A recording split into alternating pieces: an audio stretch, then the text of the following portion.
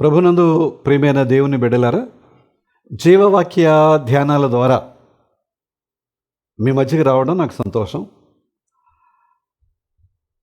జీవవాక్య ధ్యానాల ద్వారా మీతో కలిసి ఉండడానికి దేవుడు చూపిన కృప కొరకే నేను దేవునికి వందనాలు. నన్ను ప్రేమతో మీరు చేర్చుకుని ఈ వాక్యాన్ని మీరు ధ్యానిస్తున్నారంటే నన్ను చేర్చుకున్నట్టే కదా. మీకు కూడా నేను అభినందనలు, వందనాలు తెలియజేస్తున్నాను. ఈరోజు మన యొక్క ధ్యాన వాక్యంగా యోబు గ్రంథం 42వ అధ్యాయం 3వ వచనాన్ని ధ్యానం చేద్దాం. జ్ఞానము లేని మాటల చేత ఆలోచనను నిరర్ధకము చేయి వీడెవడు.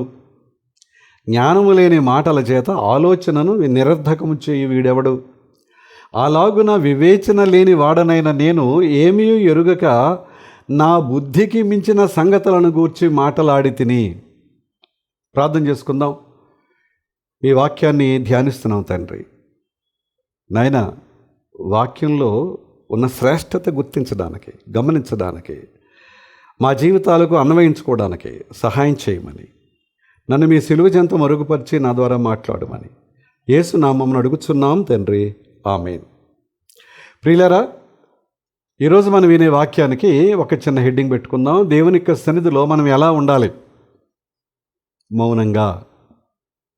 దేవుని సన్నిధిలో ఎలా ఉండాలి? మౌనంగా. ఆ క్యాప్షన్తో దేవుని వాక్యాలు మనం ధ్యానించే ప్రయత్నం చేద్దాం. మన జీవితాల్లో శ్రమలు ఉన్నాయి, కష్టాలు ఉన్నాయి. ఈ శ్రమలు, కష్టాలు కొన్నిసార్లు దేవుని ప్రశ్నించేలా చేస్తాయి. ఈ శ్రమలు, కష్టాలు కొన్నిసార్లు దేవుని ప్రశ్నించేలా ఎందుకు రావాలి, నాకెందుకు ఈ కష్టాలు, నాకెందుకు ఈ శ్రమలు, నాకెందుకు ఈ అనారోగ్యం, నాకెందుకు ఈ దుఃఖం అని దేవుణ్ణి ప్రశ్నించేలా చేస్తాయి. అది తప్పు. యోబు దేవుని యొక్క సమాధానం వల్ల ఆయన సర్వశక్తిమంతుడు, సర్వాంతర్యామి అని గ్రహించాడు. ఇది కూడా మనం గమనించాలి. యోబు యొక్క జీవితాన్ని బట్టి కొన్ని పాఠాలు మనం నేర్చుకోవాలి. ఆయన సర్వశక్తిమంతుడు, సర్వాంతర్యామి, ఆమ్ని పొటెంట్, ఆమ్ని ప్రజెంట్ అనే మాటలు ఉన్నాయి కదండి. అది దేవుని గురించినటువంటి ఎప్పుడూ అల్పమైన భావన మన హృదయంలోకి రాకూడదు. దేవుని గురించినటువంటి అల్పమైన ఆలోచనలు మన హృదయంలోకి రాకూడదు. ఎప్పుడు కూడా శ్రేష్టమైంది. మీకు చిన్న విషయం చెప్తాను. ఒక స్త్రీ అత్తరు తీసుకొచ్చింది. అత్తరు తీసుకొచ్చి ఆయన పాదాలకు పూసింది. అక్కడ ఒక మాట ఉంటుందండి, ఆ అత్తరు బుడ్డి పగలగొట్టి అని ఉందండి. ఎందుకో తెలుసా? ఇప్పుడు దానికి ఒక మూత ఉంటుంది. మూత అన్స్క్రూ చేసి ఆయన పాదాలకు పూసి మళ్ళా ఆ మూత పెట్టి దాన్ని వాడుకోవచ్చు. ఆయనకు అది ఇచ్చిన తర్వాత ఇంక అది ఎవరికీ వాడటానికి వీల్లేదు. పూర్వకాలం మన ఇంట్లో ఉన్న పెద్దల్ని అలాగ గౌరవించేవారు. రే, ఇది తాతయ్య గిన్నె. ఒక దస్తా గిన్నె ఉండేదండి, కంచుతో చేయబడిన గిన్నె, చాలా బరువుగా ఉండేది. అందులో పెద్ద ఆయన భోంచేసేవారు. ఒక కంచు గ్లాసులో నీళ్లు తాగేవారు పూర్వకాలం, లేకపోతే ఒక గాజు గ్లాసులో నీళ్లు తాగేవారు పూర్వకాలం పెద్దలు. ఇదే తాతయ్య గిన్నె, ఇదే తాతయ్య గ్లాసు, ఇంకెవరూ ముట్టుకోవడానికి వీల్లేదు. అలాగే ఇది తాతయ్య కుర్చీ. నేను ఒక హాస్పిటల్లో చూశాను, ఒక ప్రత్యేకమైన కుర్చీ, ఎవరు కూర్చోట్లేదు దాన్ని. ఏంటంటే ఇప్పుడు వాళ్ళు మనవళ్ళు చేస్తున్నారు అక్కడ వైద్యం. వారు చెప్పారు, ఇది మా తాతయ్య గారి కుర్చీ అండి. ఆయన జ్ఞాపకార్థంగా ఆ హాస్పిటల్ ఆ కుర్చీ అక్కడే ఉంది. ఆ కుర్చీ ప్రక్కన ఇంకో కుర్చీ వేసుకుని అక్కడి నుంచి వైద్యం అందిస్తున్నారు, కానీ ఆ కుర్చీలో కూర్చోట్లేదు. కారణం ఏంటంటే ఆ పెద్ద ఆయన్ని గౌరవించేటువంటి గౌరవం. మరి దేవుణ్ణి ఎలా గౌరవించాలి? మనం దేవుణ్ణి ఎలా గౌరవించాలి? అంచేత దేవుని బిడ్డలకు ఈ ప్రపంచం అనేది టెంపరరీ, తాత్కాలికం. ఇది ఒక గుడారం అనేది మనం ఈ గుడారంలో లేకపోతే ఈ ప్రపంచంలో పాపం అనేది ప్రవేశించింది కనుక మనం స్వేచ్ఛగా ఉండలేకపోతున్నాం. మనమేమనుకుంటామంటే స్వేచ్ఛగా ఇలా ఉన్నాను కనుక స్వేచ్ఛగా ఉన్నామని అనుకుంటున్నాం. కానీ పాపము ఒక వ్యక్తిని స్వేచ్ఛగా ఉండనివ్వదు. ఆ పాపానికి ఎవరైతే ఎడిక్ట్ అవుతారో, అది ఏ ఎడిక్షన్ అయినా కావచ్చు, ఎడిక్ట్ అవుతాడో ఇంకా వాడు అందులో బందీ అనమాట అండి. ఇక అందులో నుంచి బయటకు రాలేడు. ఇది మనం జ్ఞాపకం చేసుకోవాలి. కనుక నీతిమంతులు మాత్రమే దైవరాజ్యానికి అర్హులు. నీతిమంతులు మాత్రమే దైవరాజ్యానికి వారు యోగ్యులు, అర్హులు అనే విషయాన్ని మనం గుర్తించి, కనుక ఒక విషయం మళ్ళీ జ్ఞాపకం చేస్తారు. యోబు కాలంలో క్రీస్తుని గురించి తెలియదు. క్రీస్తు అందించే రక్షణ గురించి అసలు ఆయనకు ఆ తలంపులు ఉద్దేశాలు కూడా లేవు. కానీ మనకు తెలుసు కదా, యోబు కాలంలో క్రీస్తును గూర్చినటువంటి ఆలోచనలు, రక్షణ కర్తను గూర్చినటువంటి ఆలోచనలు, తలంపులు, ప్రవచనాలు కూడా లేవు అప్పటికి. కానీ మనకు తెలుసు కదా, రోమాపత్రికలో 8వ అధ్యాయం 28వ వచనంలో ఏముంటుంది? దేవుని ప్రేమించే వారికి అనగా ఆయన సంకల్పము చొప్పున పిలువబడిన వారికి మేలు కలుగుటకై సమస్తమును సమకూడి జరుగుతున్నవని ఎరుగుదుము. రోమపత్రికలో 8:28లో పౌలు గారు రాసిన మాట. చాలాసార్లు మనం ఈ మాట చదువుతాం, ధ్యానిస్తాం. మనం కూడా ఈ మధ్యలో మనం ధ్యానం చేస్తాం. ఇది దేవుని యొక్క ప్రణాళిక. దీన్ని మనం ఎలా తెలుసుకోగలం?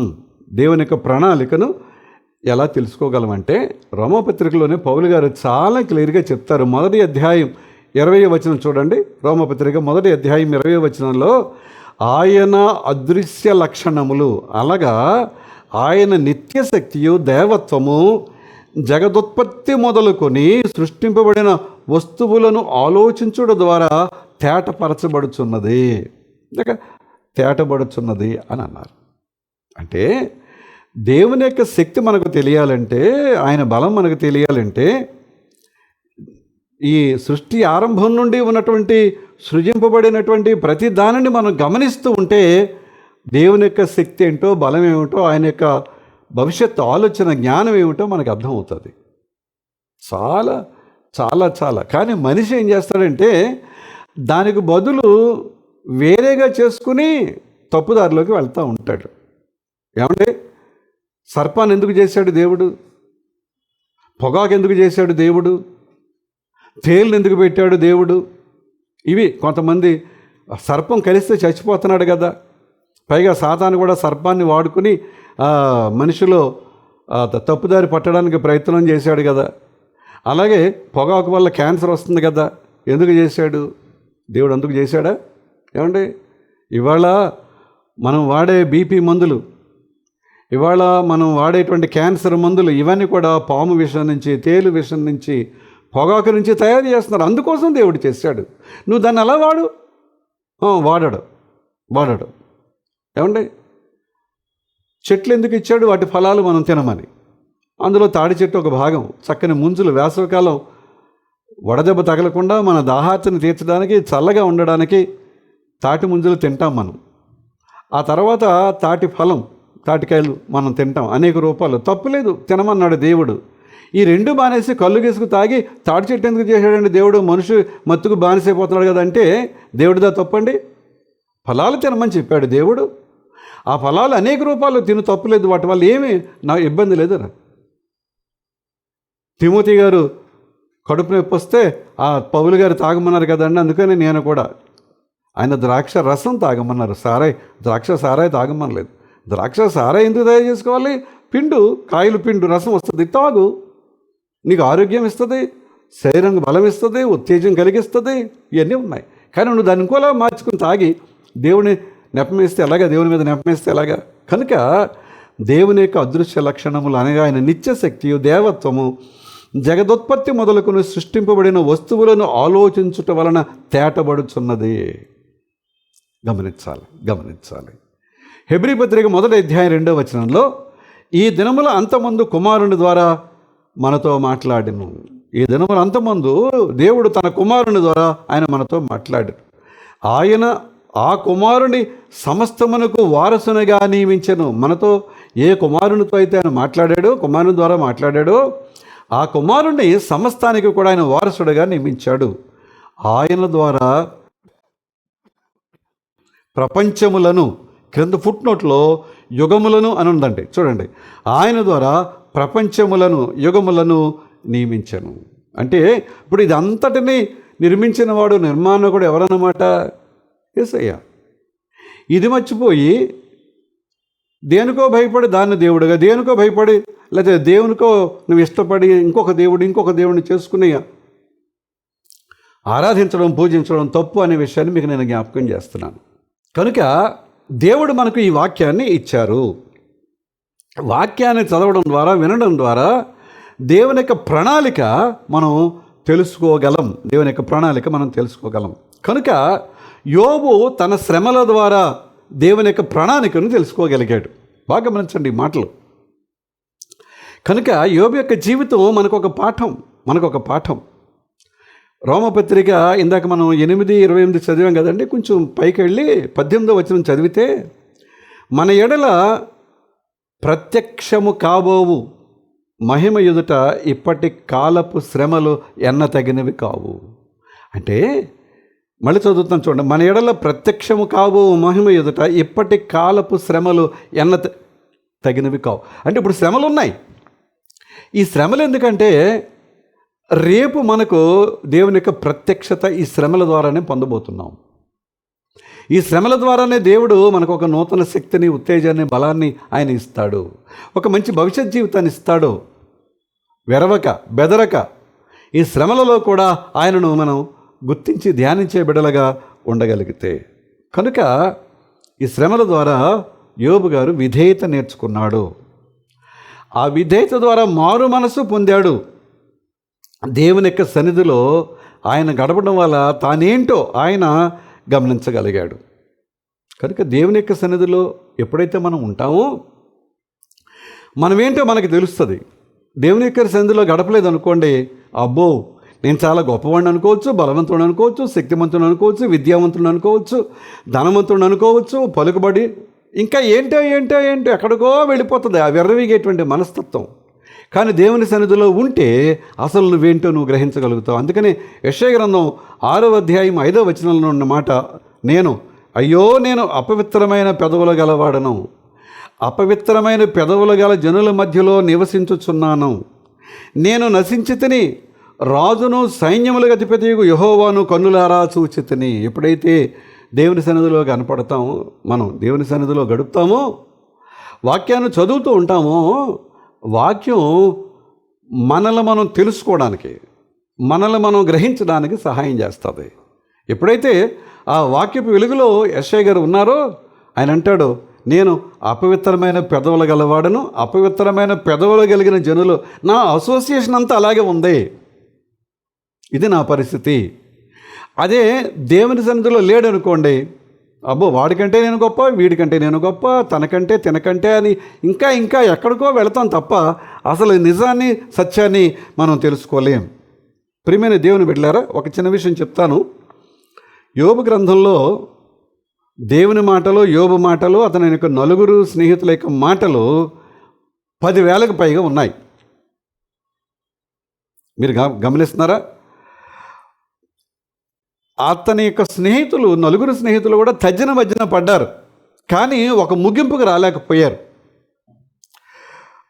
కనుక మొత్తం మీద తెలుసుకున్నది ఏంటంటే దేవుని సన్నిధిలో మౌనంగా ఉండటం మంచిదని వారు నేర్చుకున్నారు. మనం కూడా నేర్చుకోవాలి. దేవుని సన్నిధిలో మౌనంగా ఉండటం, ప్రశాంతంగా ఉండటం మనం నేర్చుకోవాలి. మీరు యోబు గ్రంథం ఈ 2వ అధ్యాయం 11, 13 వచనాల మధ్యలో వాక్య భాగాన్ని గమనిస్తే, నలుగురు స్నేహితులు వచ్చారు. యోబు అప్పటికే ఈ శారీరకంగా ఆయన చాలా వేదన అనుభవిస్తూ వెలపల పెంటకుప్ప మీద కూర్చుని ఆ బూడిద రాసుకుని ఆ దురద తీరక చిలపింకులతో దాన్ని ఇంకా అంటే గోళ్ళు సరిపోవట్లేదు అనమాట అండి. నలుగురు స్నేహితులు వచ్చారు. వచ్చి వాళ్ళు కూడా ఆ బూడిదలోనే కూర్చున్నారు 7 దినాలు. ఒకరోజు 2 రోజులు కాదండి. యోబు మాట్లాడలేదు, వారు మాట్లాడలేదండి. అంటే తన బాధ చెప్పడానికి యోబుకి మాటలు లేవు, యోబును వాదార్చడానికి వారికి మాటలు లేవు. 7 దినాలు వారు మౌనంగా, అటు యోబు కానీ నలుగురు స్నేహితులు కానీ ఉన్నట్టుగా ఈ 2వ అధ్యాయం 11, 13 వచనాలు చదివితే మనకు అర్థమవుతుంది. ఏమండి? కనుక దేవుని సన్నిధిలో మనం ఎలా ఉండాలి? అందుకని ఒక పెద్దాయన ఏమన్నాడంటే, మాటల కంటే నిశ్శబ్దం అంటే మౌనంగా ఉండటం ఎక్కువ ఓదార్పునిస్తుంది అని చెప్పాడు. కొన్నిసార్లు దుఃఖంలో ఉన్న కుటుంబాలను ఓదార్చడానికి వెళ్ళి మనం ఏదేదో మాట్లాడుతూ ఉంటాం. మనం మాట్లాడుతూ ఉంటే అవతల వాళ్ళు గొళ్ళుమని ఏడుస్తారు. అంటే ఇప్పుడు మనం ఏం చేసాం? ఓదార్చడానికి బదులు వాళ్ళ బాధను రెట్టింపు చేసామన్నమాట. కాదు, అలాగ మనం ఉంటే మన ప్రజెన్స్, నా వాళ్ళు వచ్చారు, నాతో పాటు నా బాధను, నా కష్టాన్ని పంచుకుంటున్నారని వారు అనుకుంటారో, మనం అక్కడ ఉండటం వల్ల కొంత ఉపశమనం. మాట్లాడి వాళ్ళ బాధను మనం రెట్టింపు చేయకూడదు. దేవుని సన్నిధిలో మౌనంగా ఉండటం అనేది ఎంత అవసరమో ఈ సమయంలో జ్ఞాపకం చేస్తాను. ఇక 3వ అధ్యాయం నుంచి 37వ అధ్యాయం వరకు యోబు గ్రంథం మనం చదవగలిగితే ఈ నలుగురు స్నేహితుల యొక్క సంభాషణ చాలా వివరంగా విస్తారంగా మనం చూస్తాం. అందులో 329 ప్రశ్నలు ఉన్నాయి. ఏది 3 నుంచి 37 అధ్యాయాల్లో 329 ప్రశ్నలు ఉన్నాయి. ఆ ప్రశ్నలన్నింటికి వారికి జవాబు దొరకలేదు.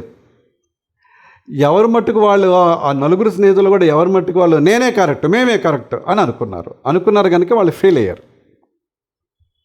11వ అధ్యాయం యోబు గ్రంథంలో 7-8 వచనాలు చూస్తే జోఫరు ఒక ప్రశ్న, దేవుని గూఢాంశములు నీవు తెలుసుకొనగలవా? దేవుని గూఢాంశములు నీవు తెలుసుకొనగలవా? సర్వశక్తులకు దేవుని గూర్చి నీకు పరిపూర్ణ జ్ఞానము కలుగునా?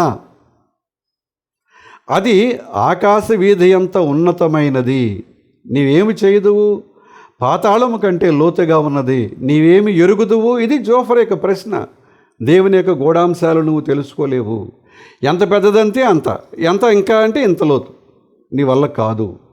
దానికి పౌలు గారు ఒక చిన్న జవాబు చెప్పారండి ఆ ప్రశ్నకి. 1 కొరింథీ 13:9 పౌలు గారు, 1 కొరింథీ 13:9 పౌలు గారు ఒక సమాధానం చెప్పారు. మనము కొంత మట్టుకు ఎరుగుదుము. కొంత మట్టుకే అంటే కొంచెమే, పూర్తిగా మనం దేవుని తెలుసుకోలేము. కనుక చాలాసార్లు దేవుడు మౌనంగా ఉండటమే మనం చూస్తాం. కనుక కార్యాలకు, పనులకు మాటలు ప్రత్యామ్నాయాలు కావు. ఏమండి, రాజకీయ నాయకులు చాలా మాట్లాడుతూ ఉంటారు. వారి మాటలు సమస్యని పరిష్కరించడానికి బదులు జటిలం చేసేస్తాయి. ఆ మాటలు పరిష్కరించలేవు సమస్యని, కానీ ఇంకా ఎక్కువ క్లిష్ట పరిస్థితులు తలెత్తుతాయి. జోసెఫ్ కాన్రాడ్ అనేటువంటి ఒక రచయిత, నవల రచయిత అన్న మాట ఏంటంటే, words are the great force of reality అని అన్నాడు. వాస్తవికతకు మాటలు చాలా విరోధం అని అన్నాడు ఆయన. అంటే వాస్తవం ఒకలాగా ఉంటుంది, మాట్లాడే మాటలు ఇంకొకలాగా ఉంటాయి అన్నమాట అండి. అందుకని యోబు గ్రంథం 42వ అధ్యాయం మొదటి 6 వచనాలు కనుక మనం చూస్తే, యోబు తెలుసుకున్నటువంటి వాస్తవం, సత్యం ఏమిటంటే 38వ అధ్యాయం 2వ వచనం యోబు గ్రంథంలో అంటాడు, జ్ఞానము లేని మాటలు చెప్పి ఆలోచనను చెరుపుచున్న వీడెవడు? తను గురించి తెలుసుకుని యోబు గారు ఇలాగ అంటాడు. ఈ 40వ అధ్యాయం 3-5 వచనం, అప్పుడు యోబు యెహోవాకు ఇలాగ ప్రత్యుత్తరం ఇచ్చాము, చిత్తగించుము, నేను నీ వాడను. నేను నీకు ఏమని ప్రత్యుత్తరం ఇచ్చేదను? నా నోటి మీద నా చేతిని ఉంచుకుందును. ఒకమారు మాట్లాడితేని నేను మరల నోరెత్తను, 2 సార్లు మాట్లాడితేని ఇక నేను పలకను. అంటే తెలియక అజ్ఞానంతో కొన్నిసార్లు మాట్లాడాను ఆయన, ఇక నేను నోరు మూసుకుంటాను. ఎందుకంటే నువ్వేదో మాట్లాడతావు, కానీ అది దేవునికి నువ్వు సరైన సమాధానం ఇచ్చినట్టు కాదు కదా. దానివలన మంచి కంటే కీడు తెచ్చుకుంటున్నావేమో, మేలు కంటే నష్టం జరుగుతుందేమో గమనించాలి. కనుక దేవుని మాట మారు మనసు తప్ప, దేవుని ఎదుట మారు మనసు తప్ప మరొక దారి లేదు అని మనం గుర్తించాలి. దేవుని ఎదుట మారు మనసు కలిగి ఉండటమే. ఏంటి మారు మనసు? ఇప్పటిదాకా తెలియక ఏదో చేశాను, కానీ నాయన నీ సన్నిధిలో నేను మౌనంగా ఉంటాను. తెలియక ఏదో చేశాను, నేను నా తప్పును నేను తెలుసుకున్నాను, ఇంకొకలాగా నేను ప్రవర్తించను అని అనుకుంటాడు. అందుకని 131వ దావీదు కీర్తన మనం గమనించగలిగితే, 131వ దావీదు కీర్తనలో దావీదు గారు చాలా చక్కగా ఈ మాటలు చెప్తాడండి. నేను చదువుతున్నాను, కొంచెం గమనించండి. 131వ దావీదు కీర్తన మనం గమనిస్తే, యెహోవా నా హృదయం అహంకారము గలది కాదు, నా కన్నులు మీదు చూచినవి కాదు. నాకు అందని వాటి ఎందైనను గొప్ప వాటి ఎందైనండి నేను అభ్యాసము చేసుకున్నట లేదు. నేను నా ప్రాణమును నిమ్మలపరుచుకొని ఉన్నాను, సముదాయించుకొని ఉన్నాను. చనుపాలు విడిచిన పిల్ల తన తల్లి ఎదుట ఉన్నట్లు, చనుపాలు విడిచిన పిల్ల ఉన్నట్లు నా ప్రాణము నా యొద్ద ఉన్నది. ఇశ్రాయేలు, ఇది మొదలుకొని నిత్యము యెహోవా మీదనే ఆశ పెట్టుకునము. దేవుని ఎదుట దావీదు ఎంత చక్కగా ఒప్పుకున్నాడో 131వ దావీదు కీర్తన. నేను కొంచెం తొందరగా చదివానేమో, మీరు నిదానంగా చదివి దాని గురించి ధ్యానం చేయండి, మీకు అర్థమవుతుంది. కనుక గందరగోళ పరిస్థితులన్నిటిలో కూడా దేవుని యొక్క సన్నిధిలో మౌనంగా ఉండటం, ఆయన నుండి మనం నేర్చుకోగలిగితే మన జీవితాలు ధన్యమవుతాయి. జ్ఞానము లేని మాటల చేత ఆలోచనను నిరర్ధకం చేయి వీడెవడు, ఆలోచన వివేచన లేని వాడనై నేను ఏమియో ఎరుగక నా బుద్ధికి మించిన సంగతులను గురించి మాట్లాడుతుంది. వద్దు, దేవుని యొక్క సన్నిధిలో విస్తరించి విచ్చలవిడిగా మాట్లాడద్దు, చాలా మౌనంగా. ఎందుకంటే ఆయన జ్ఞానం ముందు మన జ్ఞానం ఏపాటిదండి? ప్రార్థన చేసుకుందాం. పరిశుద్ధుడా, ప్రేమలైన మా తండ్రి, మాతో మాట్లాడినందుకు మీకు వందనాలు. మీ స్వరాన్ని మాకు వినిపించినందుకు మీకు వందనాలు. దేవా, మీకు హృదయపూర్వకమైన వందనాలు నాయన. వింటున్న వీక్షిస్తున్న మా ప్రియ కుటుంబాలన్నిటి కొరకు వందనాలు. వ్యక్తిగతంగా ప్రతి ఒక్కరి వరకు వందనాలు. మా ప్రియులందరూ కూడా దీవించండి, ఆశీర్వదించండి. మీ కృపకు వారిని పాత్రలుగా ఉంచండి నాయన. వారి యొక్క ప్రతి పనిలో తోడుగా నడిపించండి. బిడ్డల యొక్క స్టడీస్లో సహాయం చేయండి. కాలమాన ప్రభావాలు మారుతున్నప్పుడు బలహీనతలు ఎదురవుతాయి. ఆ బలహీనతలు తట్టుకునే శక్తి దయచేయి. ఎవరైనా హాస్పిటల్లో రోగులుగా, అలాగే ఇంటి వద్ద రోగులుగా ఉంటే వారిని స్వస్థపరచండి. ఆర్థికమైన ఇబ్బందులు ఉంటే ఆ ఇబ్బందుల నుంచి బయటకు తీసుకురండి ప్రభా. అది మీకు అసాధ్యమైన పని కాదు నాయన. కనుక ఆ బలహీనతో, ఆర్థికపరమైన ఇబ్బందో వారిని నిరాశకు, నిస్పృహకు లోను చేసి ప్రభా నీకు దూరంగా వెళ్లకుండా వారిని కాపాడమని ప్రార్థన చేస్తున్నాను. విదేశాల్లో ఉండే బిడ్డలు వారికి ఉద్యోగాలు, చదువులు తోడుగా నడిపించు ప్రభా. నీతితో నియమంతో మేము జీవిస్తున్నప్పుడు మాకు కొన్ని కష్టాలు ఎదురైనప్పుడు, సమస్యలు, శ్రమలు ఎదురైనప్పుడు ప్రభా నింద నీ మీద వేయకోకుండా మా జీవితాలను మేము మీ సన్నిధిలో పరీక్షించుకుని ఆ తప్పు దిద్దుకోవడానికి సహాయం చేయండి. మా రాష్ట్రాన్ని, దేశాన్ని దీవించండి. మా పరిపాలకులు, మా అధికారులందరిపై నీ కృప కుమ్మరించండి నాయన. మీ కృపాక్షేమాలతో నింపండి తండ్రి. ఇదిగో ప్రభువా, మా రాష్ట్రాన్ని, దేశాన్ని దీవిస్తూ మా రాష్ట్ర నాయకులు, దేశ నాయకులు, రాష్ట్ర అధికారులు, దేశపు అధికారులు వీరందరిపై నీ కృప కుమ్మరించి వారి ద్వారా మంచి పరిపాలన మాకు దయచేయి నాయన. ఈ సంవత్సరం కరువు కాటకాలకు, ఏది బాధలకు లోని కాకుండా ప్రశాంతంగా ఉండగలిగే ధన్యత దయచేయమని, మీ కృపాక్షేమములు మా అందరూ వెంట రానిమ్మని, మరొక మంగళవారం ఇలా కలిసి నీ వాక్యాన్ని పంచుకొని ప్రార్థించే భాగ్యాన్ని ఇమ్మని యేసు నామమున వినయంగా బ్రతిమాలి వేడుకొనుచున్నాం తండ్రి. ఆమేన్. పరలోకమందున్న మా తండ్రి, మీ నామం పరిశుద్ధపరచబడునుగాక, మీ రాజ్యం వచ్చునుగాక, మీ చిత్తం పరలోకమందు నెరవేరుచున్నట్లు భూమి అందును నెరవేరునుగాక. మనదిన ఆహారం నేడు మాకు దయచేయము. మా ఎడల అపరాధం చేసిన వారు మేము క్షమించిన ప్రకారం అపరాధములు క్షమించము. సోదరులని తేక దుష్టుని తప్పించము. రాజ్యము, శక్తి, మహిమ నిరంతరము నీవే ఉన్నావు తండ్రి. ఆమేన్. మన తండ్రి అయిన దేవుని నుండి, ప్రభు అయిన క్రీస్తు నుండి, పరిశుద్ధాత్మ నుండి కృపయు సమాధానం మీకు కలుగునుగాక. ఆమేన్. మరొకసారి వింటున్న, వీక్షిస్తున్న మీ అందరికీ నేను శుభాలు తెలియజేస్తూ మరొక మంగళవారం కలుసుకుందాం. అంతవరకు సెలవు.